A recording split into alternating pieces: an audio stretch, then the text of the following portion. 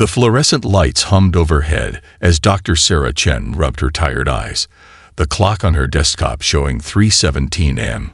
The CERN facility's underground laboratory had emptied hours ago, leaving her alone with the quantum field readings that refused to make sense. Her coffee, long since gone cold, sat forgotten beside stacks of printouts covered in her hurried annotations. The anomaly had first appeared 3 days ago, a slight irregularity in the quantum field measurements that any other scientist might have dismissed as equipment error. But Sarah had spent 12 years studying quantum field fluctuations, and something about this pattern nagged at her consciousness like a half-remembered dream. She glanced at the server cluster processing her latest analysis. The facility's AI systems had crashed 6 times already trying to analyze the data patterns. Even now, the warning lights on the quantum processing units flickered erratically, their advanced algorithms struggling to comprehend what Sarah's human intuition was beginning to grasp. "Run it again," she muttered, inputting new parameters. The holographic display above her desk sprang to life, projecting a 3-dimensional representation of the quantum field readings. Sarah stood, walking through the ghostly blue light of the projection. The pattern twisted and folded in ways that defied conventional physics, but something about its movement seemed almost familiar. A soft chime indicated another AI processing failure. Sarah ignored it, her mind racing as she tracked the pattern's flow. It reminded her of something she'd seen in her childhood, the way light played through her grandmother's crystal wind chimes during summer storms. The same unpredictable yet somehow ordered chaos. The lights in the facility flickered, synchronized perfectly with a spike in the quantum readings. Sarah's heart raced as she dove for her tablet, recording the correlation. For a fraction of a second, the solid concrete walls of the laboratory seemed to become transparent, revealing impossible geometries beyond. She blinked, and reality snapped back to normal, but the image burned in her memory. Her hands trembled as she pulled up the historical data. Similar anomalies had been reported at other particle physics facilities around the world, brief moments when reality seemed to hiccup. Each incident had been investigated and dismissed, classified as equipment malfunctions or observer error. But Sarah saw the pattern now, the connection that the AIs couldn't process. "They're not errors," she whispered to the empty lab. "They're windows." The quantum field wasn't just fluctuating. It was revealing something fundamental about the nature of reality itself. The boundaries between dimensions weren't solid walls but permeable membranes, and humanity had been unconsciously pushing against them since the first particle accelerator was activated. Sarah's fingers flew across her keyboard, documenting her hypothesis. The AIs couldn't see the pattern because they weren't built to think like humans. Human consciousness, with its ability to recognize patterns in chaos and make intuitive leaps, was perceiving something that pure logic couldn't grasp. As if in response to her realization, the quantum readings spiked again. The air in the laboratory seemed to thicken, taking on an opalescent quality. Sarah held her breath, watching as her coffee cup began to hover slightly above the desk's surface. The security cameras would be recording everything. Finally, physical proof to support her theory. The phenomenon lasted only seconds before reality settled back into its familiar patterns. But it was enough. Sarah had the data she needed, along with recorded evidence of the dimensional boundaries' effects on physical matter. Dawn was breaking outside as she finished her preliminary report. Sarah knew the scientific community would be skeptical. Her conclusions challenged fundamental assumptions about the nature of reality and humanity's place in it. But she also knew, with the bone-deep certainty that had driven every major scientific breakthrough in history, that she was right. Humanity wasn't just observing the boundaries between dimensions, we were on the verge of crossing them. And Sarah Chen had just discovered the key. The first signs appeared in Tokyo. During a crisp winter morning, the cherry trees in Ueno Park erupted into impossible bloom, their petals drifting upward against gravity like pink snowflakes in reverse. Social media exploded with videos of the phenomenon, though most assumed it was an elaborate art installation or marketing stunt. 3 hours later, in Cairo, Dr. Fatima Hassan live-streamed her team's discovery to millions. The ancient hieroglyphs in a previously sealed tomb were rearranging themselves, forming new patterns that matched no known Egyptian dialect. As archaeologists scrambled to document the changes, linguistics experts around the world began noticing an unsettling pattern. The new symbols bore striking similarities to the quantum field fluctuations recorded at CERN. Sarah Chen hadn't slept in 36 hours. Her inbox overflowed with reports from research facilities worldwide, each describing similar quantum anomalies. The pattern she discovered was expanding, growing stronger. Reality itself seemed to be developing cracks, like a windshield under increasing pressure. Dr. Chen, her assistant, burst into the lab, tablet in hand. "You need to see this." The feeds from Geneva showed it first. A massive distortion in the sky, like heat waves over hot pavement, but stretched across the entire horizon. The air rippled and folded, and then something impossible appeared. The ship, if it could be called that, occupied space in ways that hurt the human mind to observe. It seemed to exist in multiple locations simultaneously, its geometry shifting between states that shouldn't have been possible in three-dimensional space. As it descended toward the CERN facility, smaller vessels emerged from its impossible depths. "We're receiving a transmission," someone announced. The lab speakers crackled with a voice that seemed to bypass their electronics entirely, resonating directly in their minds. "Humanity." The word carried waves of disapproval and ancient authority. "Your reckless experiments threaten the stability of multiple realities. We are the Galactic Council, and we have come to end this dangerous interference." Sarah watched as similar ships appeared over other research facilities worldwide. The Council's message repeated in every human language simultaneously: "Cease all quantum research immediately, or face consequences." General Zhang of the Chinese Science Division was the first to respond, his voice steady despite the situation. "We demand evidence of these alleged threats. Humanity will not be bullied into abandoning scientific progress." The Council's response came as a demonstration. Above major cities, patches of reality began to waver. In New York, pedestrians found themselves walking on ceilings. In Mumbai, rain fell upward into storm clouds that twisted into Mobius strips. In Sydney, the harbor waters froze and boiled simultaneously. "These distortions," the Council explained, "are the direct result of your quantum experiments weakening dimensional boundaries. We have contained similar breaches for millennia, maintaining the stability of space-time itself. Your species is like a child playing with antimatter." Sarah's mind raced. The Council's technology was centuries beyond Earth's, but something about their explanation felt wrong. The patterns in her data suggested something different.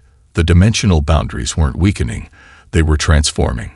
Humanity wasn't causing damage. We were discovering something the Council either didn't understand or didn't want revealed.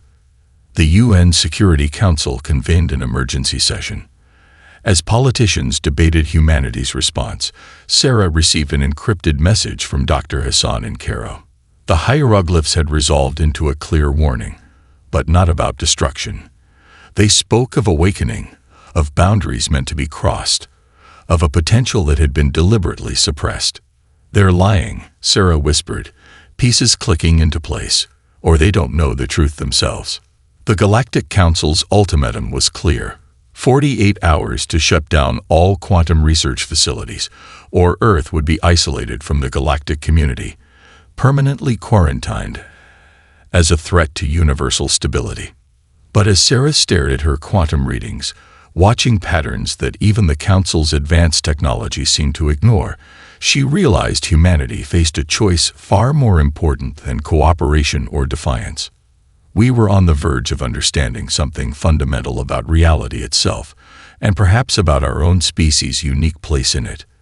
The real question was, what would we do with that knowledge? The abandoned subway tunnels beneath Manhattan hummed with activity as Sarah Chen studied the holographic data floating before her. 2 weeks had passed since the Galactic Council's ultimatum, and humanity had appeared to comply. on the surface. But beneath the world's major cities, a different story was unfolding. The Brazilian girl's data just came in, Dr. Marcus Rodriguez announced, his face illuminated by the soft blue glow of quantum monitors. "You need to see this, Sarah." Isabella Santos was 16, a favela prodigy who had first noticed patterns in the dimensional distortions using nothing but her smartphone and an uncanny talent for mathematics. Her latest observations, combined with data from underground labs in Tokyo, London, and Moscow, revealed something extraordinary.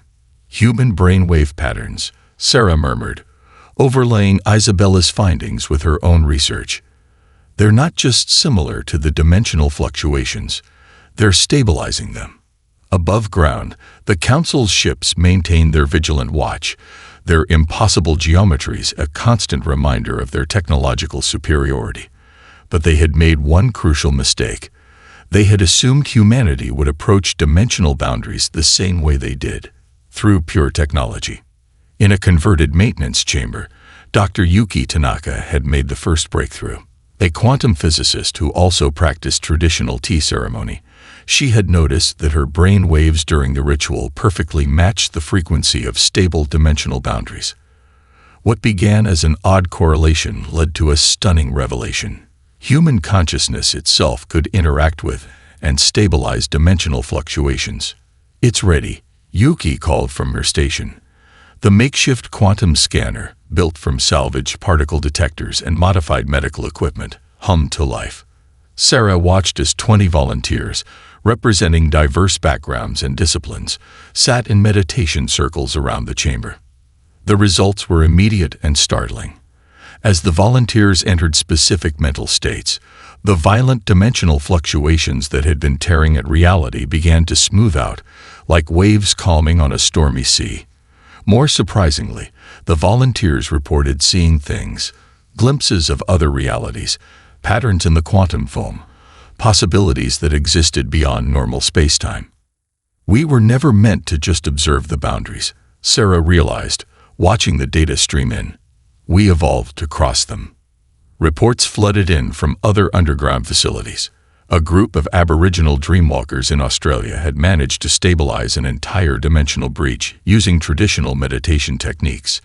In Tibet, monks had discovered they could actually guide the fluctuations, creating stable pathways through quantum space.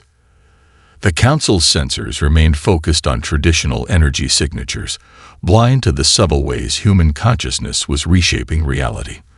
Their own technology, for all its advancement, had led them down a path that ignored the vital role of conscious observation in quantum mechanics.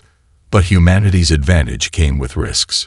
2 researchers in Berlin suffered severe mental trauma after pushing too far into dimensional space. The underground network quickly established protocols, drawing on everything from ancient mystical practices to modern neuroscience to protect their explorers. Isabella's voice crackled over the secured channel from Rio. "Dr. Chen, I think I found something. The dimensional barriers, they're not walls at all. They're more like synapses, connections waiting to be made." Sarah's hands trembled as she analyzed the young girl's data. Isabella was right. The barriers weren't meant to separate realities. They were meant to connect them. And human consciousness had evolved specifically to bridge these connections. As if in response to this revelation, the quantum readings across all facilities spiked simultaneously. For a brief moment, every researcher, every volunteer, every human involved in the project felt it. A sense of unlimited potential, of realities branching and connecting in ways that transcended ordinary understanding. In her private quarters, Sarah recorded her conclusions, knowing they would change humanity forever. "We've been asking the wrong question. It's not about whether we should cross the boundaries. We've been crossing them in our dreams, our intuitions, our moments of inexplicable knowing, since the dawn of our species. The real question is, why were we given this ability? And what lies beyond these boundaries that someone, or something, wanted us to find?" Above ground, the Council's ships maintained their watch, unaware that beneath their feet, humanity was not just defying their limitations. We were transcending them entirely. Deep in the repurposed tunnels beneath Geneva, Sarah stood before a wall of holographic displays, each showing different aspects of human consciousness interacting with dimensional space. The underground network, now spanning 5 continents, had yielded staggering revelations about humanity's unique capabilities. "It's beautiful," whispered Dr. Kenzo Yamamoto, watching the neural pattern displays. A former council scientist who had defected to Earth, he had risked everything to share a crucial truth. His people had once possessed similar abilities to humans, but had deliberately suppressed them in favor of technological advancement. "We thought consciousness was a limitation," Kenzo explained, his eyes fixed on the swirling patterns. "We built machines to pierce the dimensional barriers, never realizing that consciousness itself was the key." The council. He hesitated. They aren't lying about maintaining dimensional stability, but they don't understand what they're actually doing. Sarah's team had mapped the quantum signature of human consciousness across thousands of subjects. The results defied conventional understanding. Human brains didn't just process information. They naturally resonated with dimensional frequencies in ways that should have been impossible.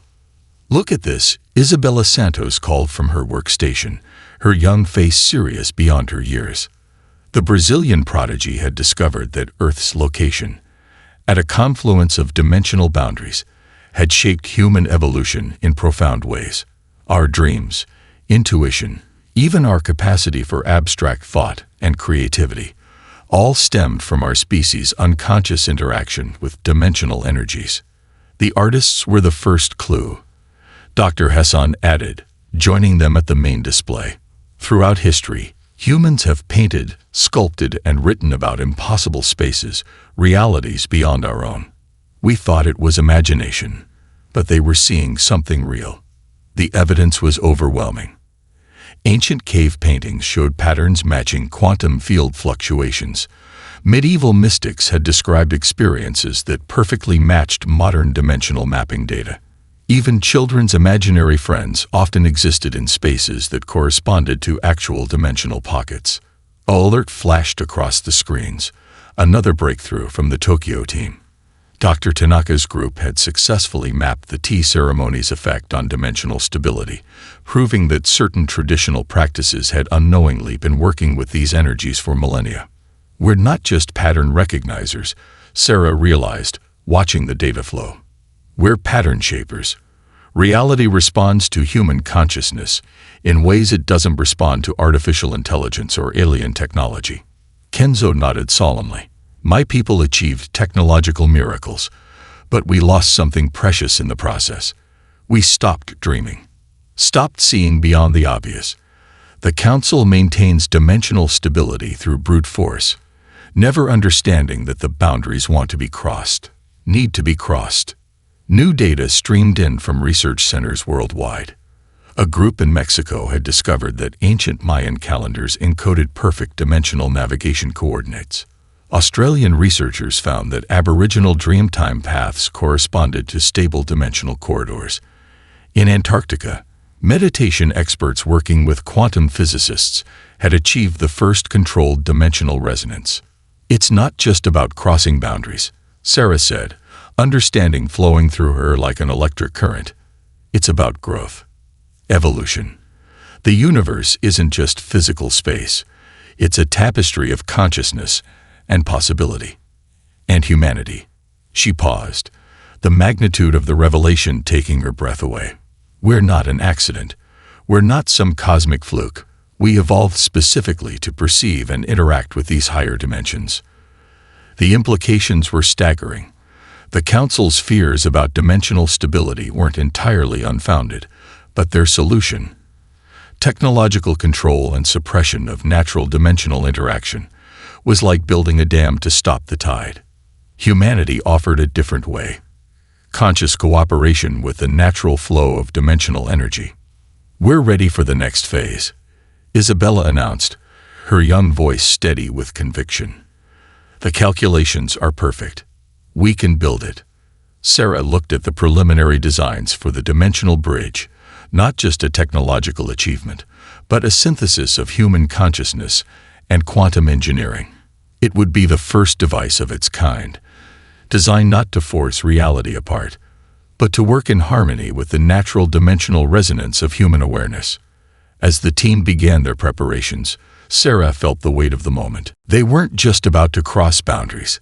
They were about to prove that humanity's greatest gift wasn't our technology or our determination, but our ability to dream beyond the possible.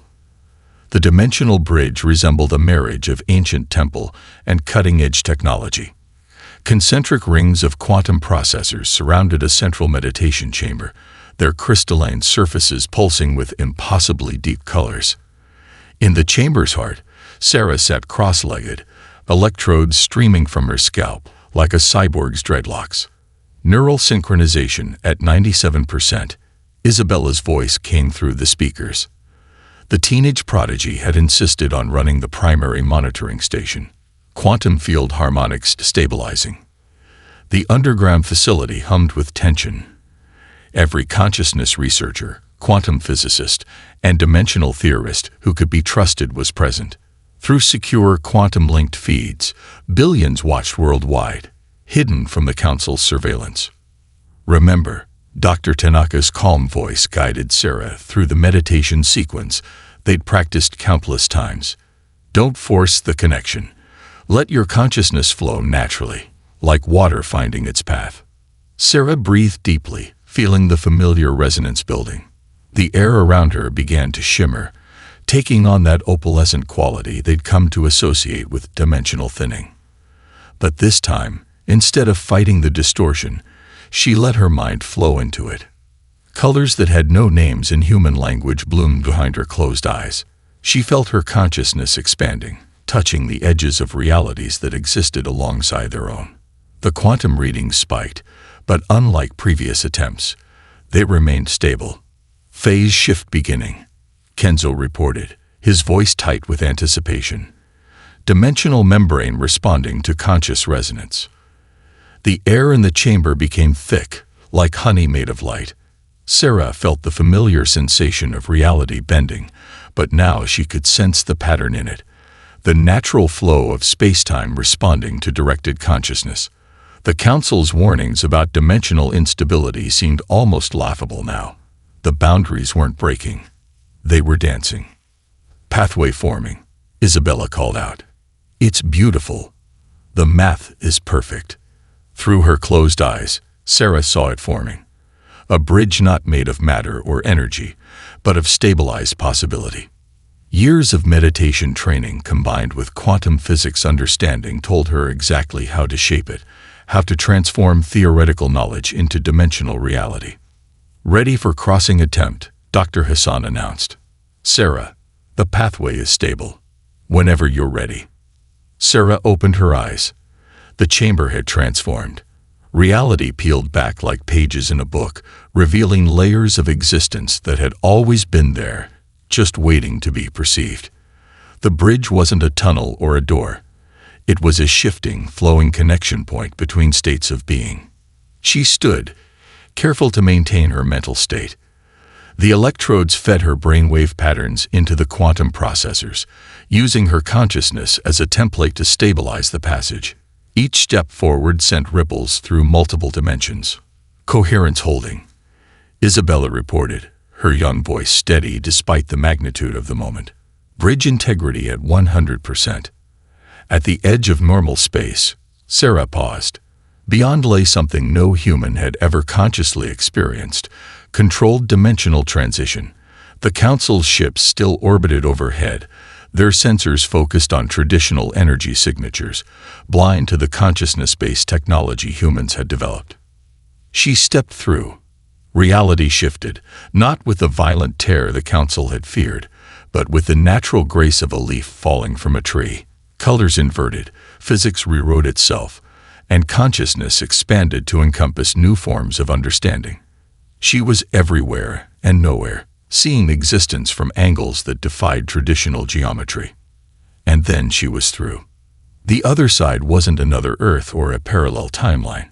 It was something far more profound. A realm where thought and matter were one, where consciousness shaped reality as naturally as gravity shaped space. a place human mystics and dreamers had glimpsed throughout history, but never fully reached. Bridge transition successful. Sarah's voice echoed across dimensions, reaching her team through the quantum link. But this isn't just another universe. It's where consciousness and reality meet. I think this is what we were meant to find. In that moment, as billions watched through quantum feeds, humanity didn't just cross a boundary. We transcended it. And somewhere far above, the Council's sensors finally registered something unprecedented. A species crossing dimensional boundaries not through force, but through understanding. The day of awakening had begun. The council chambers erupted into chaos. The vast hall, designed to accommodate representatives from 10,000 civilizations, had never witnessed such disorder. Footage of humanity's dimensional crossing played on massive quantum displays, defying everything the council had believed impossible. "This is unprecedented," Elder Xith of the Centaurian Alliance declared, their crystalline form vibrating with agitation. They crossed without tearing the dimensional fabric, without our technology, without our permission. Sarah Chen stood calmly before the assembly, her recent journey having left her changed in subtle ways. She could see the quantum fluctuations now, the way reality rippled around each alien species.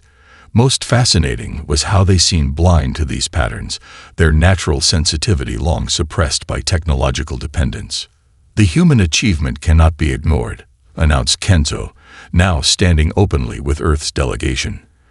Other young scientists from various council species had joined him, their own suppressed abilities beginning to resonate with human consciousness patterns. The council's premier, a being of pure energy contained within an ancient mechanical shell, spoke with the weight of millennia. "Our ancestors established these protocols to prevent dimensional collapse. The boundaries must be maintained. Order must be preserved." But what if order isn't about control? Sarah stepped forward, her voice carrying an authority born of direct experience. What if the boundaries aren't walls to be maintained, but bridges waiting to be understood? Proof of her words manifested in real time. Throughout the chamber, younger aliens reported strange sensations, flickering awareness of dimensional patterns, moments of expanded consciousness. Humanity's achievement had awakened something long dormant in other species. "This is dangerous," the premier warned. These abilities were suppressed for a reason. "The risk of dimensional instability is based on an incomplete understanding," Isabella interrupted, her teenage boldness shocking the ancient assembly. She projected new data, showing how human consciousness naturally stabilized dimensional fluctuations. "We're not breaking reality. We're helping it evolve." The chamber's quantum sensors confirmed her words.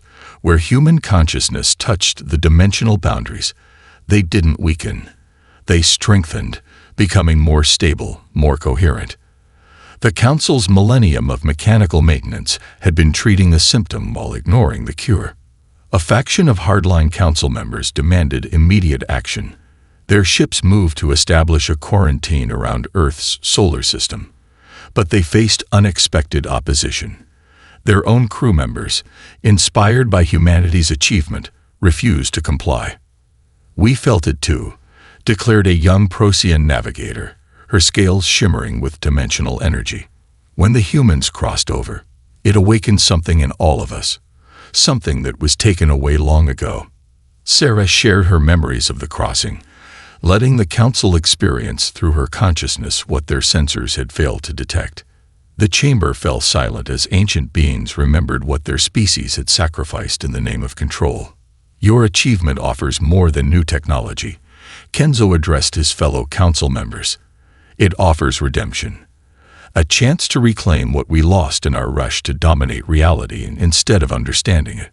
The premier's energy form flickered, displaying wavelengths that hadn't been seen in millennia.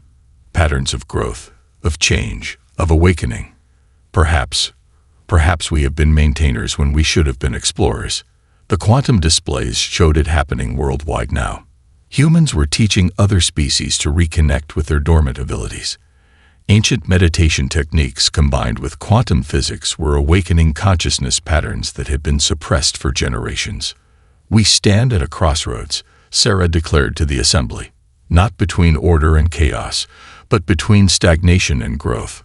Humanity doesn't want to destroy what you've built. We want to help it evolve. The council chambers, designed to dampen dimensional resonance, began to sing with new frequencies as consciousness after consciousness awakened to possibilities long forgotten. The boundaries between species, like the boundaries between dimensions, started to fade. In that moment, the galaxy's oldest institution faced a choice: maintain the old barriers or help build new bridges. And in the quantum patterns dancing through the chamber, the answer was already taking shape. Reality itself was changing, and this time, no one wanted to stop it. 6 months after humanity's first dimensional crossing, the galaxy had transformed beyond recognition. The rigid hierarchies of the Council era gave way to a renaissance of consciousness and creativity that crossed both species and dimensional boundaries. Sarah watched in amazement as a young Arcturian artist shaped quantum energies with her mind, creating sculptures that existed in multiple dimensions simultaneously. In the great halls of the former council chamber, now transformed into the Galactic Institute of Consciousness Studies, beings from across the cosmos learned to reawaken their dormant abilities. The latest results from the Sirius sector are in, Isabella announced, now heading a joint human-alien research team despite being barely 17. 3 more species have successfully achieved dimensional resonance. Their art, music, and literature are. There aren't even words for it. The awakening had sparked a cultural revolution that defied description. Alien composers created symphonies that played across dimensional frequencies, their music touching minds and souls in ways previously thought impossible. Writers crafted stories that existed in quantum superposition, changing and evolving as consciousness interacted with them.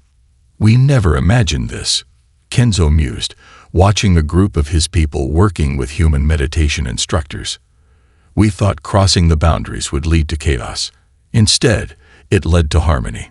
The technological advancement hadn't stopped. Rather, it had evolved. Human consciousness-based dimensional navigation had revolutionized space travel. Ships no longer forced their way through space-time. They flowed through it, guided by the combined consciousness of their crews. Energy crises across the galaxy resolved as species learned to tap into dimensional flows safely and sustainably. Dr. Tanaka's tea ceremony had become an interstellar phenomenon, with beings from gaseous clouds to crystalline entities adapting its principles to their own forms of meditation. The ceremony halls existed in multiple dimensional states, allowing participants to share experiences across the boundaries of space, time, and form. The pattern sailors are reporting new discoveries, Dr. Hassan called out, referring to the elite groups of consciousness explorers who ventured into the deeper dimensional seas. They found evidence of something. Ancient consciousness signatures, like someone was waiting for us to evolve enough to find them. Sarah had suspected as much since her first crossing. The more humanity shared its knowledge, the more it seemed they were part of a greater pattern, not chosen ones or superior beings, but perhaps those who had managed to retain what others had forgotten. Look at this, Isabella projected a new dataset. We're seeing dimensional resonance patterns in everything from planet formation to galactic evolution. The universe isn't just conscious, it's trying to communicate. The former council hardliners who had predicted catastrophe were now faced with undeniable evidence. Reality had not collapsed but flourished. The boundaries they had so fearfully maintained were revealing themselves to be synapses in a vast cosmic consciousness, and humanity had inadvertently taught the galaxy how to fire those synapses again. In orbital stations and planetary institutes, hybrid teams of humans and aliens developed new technologies that married consciousness with computation. The AIs that had once crashed trying to analyze dimensional patterns now worked in harmony with organic minds, each complementing the other's strengths. We're ready for the next phase, Sarah announced to her global team. The quantum networks carried her words to researchers across dimensions. The pattern sailors have mapped enough of the consciousness landscape. We can begin building the first trans-dimensional civilization. The project would unite species across dimensional boundaries, creating societies that existed in multiple states simultaneously. It was ambitious, perhaps even dangerous, but that had never stopped humanity before. There will be challenges, Kenzo cautioned, ever the voice of measured wisdom. Some species are still struggling with the awakening. Some fear the changes it brings. That's why we go slowly, Sarah agreed. We teach, we learn, we grow together. That's the human way. Not to conquer the boundaries, but to understand them. To help others understand them. As she spoke, the quantum displays showed new dimensional crossings happening across the galaxy. Each success, each awakening, each new discovery added another thread to the tapestry of consciousness that humanity had helped the galaxy begin weaving. The revolution wasn't just about crossing boundaries anymore. It was about remembering why they existed in the first place. Not to separate, but to connect. 20 years after humanity's first dimensional crossing, Sarah Chen stood in the grand atrium of the Trans-Dimensional University. The vast space existed simultaneously in multiple realities, its architecture defying conventional physics, while celebrating the confluence of consciousness and space-time. "Grandmother," a young voice called out. Sarah turned to see her granddaughter Maya running toward her, or rather, quantum shifting through dimensional spaces with the casual ease of a generation born after the awakening. At 8 years old, Maya belonged to the first generation of humans who had never known a universe of rigid boundaries. "The Arcturian kids showed me how to dream in 5 dimensions today," Maya exclaimed, her consciousness naturally stabilizing the dimensional fluctuations around her. In the garden beyond, children from 1,000 worlds played with quantum bubbles that contained entire pocket universes, their laughter transcending the boundaries of space and species. Isabella Santos, now a distinguished professor at 37, approached with a group of multi-dimensional students. "The old council chamber is ready for the ceremony," she announced. Everyone's gathering. The former heart of galactic bureaucracy had been transformed into a forum for sharing knowledge across species and realities. Today, it would host the graduation of the first class of pattern scholars, beings trained in the art and science of dimensional consciousness. Dr. Tanaka, her hair now silver, but her mind as sharp as ever, led the tea ceremony that opened the proceedings. Beams of energy, crystal, gas, and forms beyond human description participated in the ritual that had become a symbol of consciousness harmony across the galaxy. When we first crossed the boundaries, Sarah began her address to the assembled graduates. "We thought we were pioneers, but we were really rememberers, rediscovering what consciousness had always known. We didn't break reality. We helped it remember how to dream." The evidence surrounded them. The university's quantum gardens bloomed with flowers that grew through dimensional frequencies. In the research halls, scientists of all species explored consciousness technologies that would have seemed like magic 2 decades ago. The pattern sailors had mapped vast networks of dimensional consciousness, discovering that the universe itself was more aware, more alive than anyone had imagined. "The latest surveys from the pattern sailors are complete," Kenzo, now leading the Galactic Survey of Consciousness, reported. "We've confirmed it. The dimensional boundaries were never meant to be permanent. They're more like developmental stages. The universe grows through consciousness, and consciousness grows through connection." Sarah watched as her former student Isabella demonstrated the principles of human consciousness dimensional navigation to a group of young aliens. Their natural abilities, suppressed for so long, were flourishing under human guidance. The fear and rigid control of the old council era had given way to an age of exploration and growth. "We thought crossing boundaries meant going somewhere else," Maya said suddenly, showing the simple wisdom of her generation. "But really, it's about becoming more of what we already are." The ceremony reached its peak as the graduating class demonstrated their mastery. Consciousness and reality danced together, creating patterns of indescribable beauty. The boundaries between species, between dimensions, between thought and matter dissolved and reformed in harmonious ways that the old council could never have imagined. Sarah remembered that first crossing, 2 decades ago. The fear, the uncertainty, the weight of defying an entire galactic civilization. Now, watching Maya and her friends play across dimensional boundaries as naturally as children once played across puddles, she understood. Humanity's gift to the galaxy wasn't just the ability to cross boundaries. It was the courage to question them, the wisdom to understand them, and the heart to transform them into bridges. The universe had changed, or perhaps it had simply remembered what it always was, not a place of rigid barriers and fixed laws, but a living tapestry of consciousness and possibility. And humanity, once considered a primitive species barely worth the Council's notice, had helped weave new patterns into that eternal design. As the ceremony concluded, Sarah watched the quantum lights dance across realities. In the end, the greatest boundary crossed wasn't between dimensions or species. It was the boundary between what was and what could be, between fear and understanding, between isolation and connection. And that boundary, like all the others, had become a bridge to something greater.